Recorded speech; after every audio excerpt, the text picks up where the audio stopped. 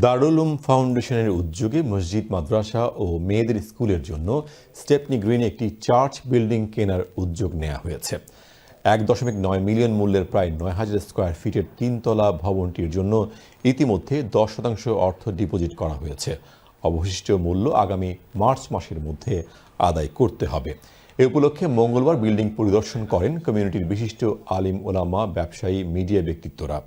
দারুল উলুম ফাউন্ডেশনের founder trustee মাওলানা শায়েখ নাজির উদ্দিন পুরো বিল্ডিংটি সবাইকে ঘুরে দেখান।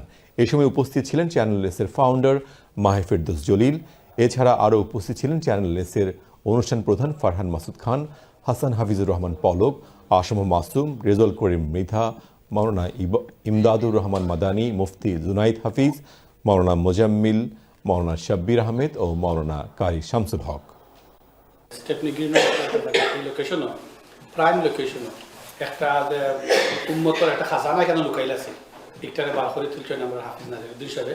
আল্লাহ সুবহানাহু ওয়া তাআলা তার এই যে অনন্য ভূমিকা এই কমিটির লাগে এটার কবুল এবং মঞ্জুর করো। এটা ঐতিহাসিকভাবে চার্চ ছিল, তারপরে এটা সিনাগগ হিসাবে ছিল, আর এখন আল্লাহর হুকুম যদি হয়, কমিউনিটির সমস্ত ভাই বোনদের সহযোগিতা যদি আমরা পাই, তাহলে এটা ইনশাআল্লাহ আল্লাহর ঘর মসজিদ নির্মাণ হবে। The asking price of the property is 1.9 million pounds. Alhamdulillah, through your help, for your generosity, we've been able to raise the deposit money.